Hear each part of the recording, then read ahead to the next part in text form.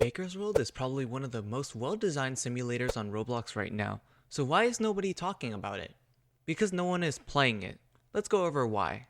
So why do I say that it's one of the most well-designed simulators? It's really for two reasons. Decisions that the developers made during the creation process.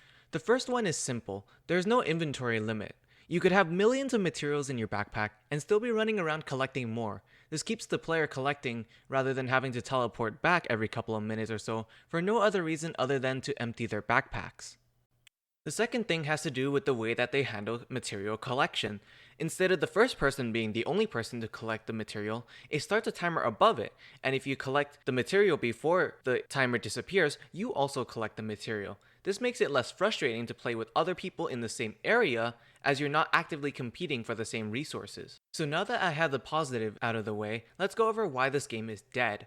For one thing, the tutorial is kind of complicated. You see, when you first spawn in, you have to talk to the chef and actually buy your first recipe, which is unintuitive as most players would expect to already have everything required to jump into the game and start collecting materials. Second thing is promotion. I think quite a few developers missed this point, and while I myself was introduced to the game through a Twitter giveaway, I saw zero sponsored games or big content creators talking about the game itself. And for small studios such as Mithril Games, putting your game out there in front of the widest audience is not only good, but crucial for the survival of the game.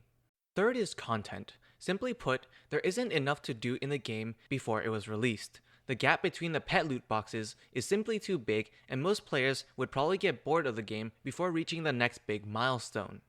And finally, well, it's a simulator. I mentioned earlier that it's one of the best designed simulators, but that honestly doesn't mean that much. Simulators have been on a steady decline since it peaked in mid-2019, when it seemed like one was being released every day, and players are starting to expect more out of them than generic gameplay that they've been offered for so long.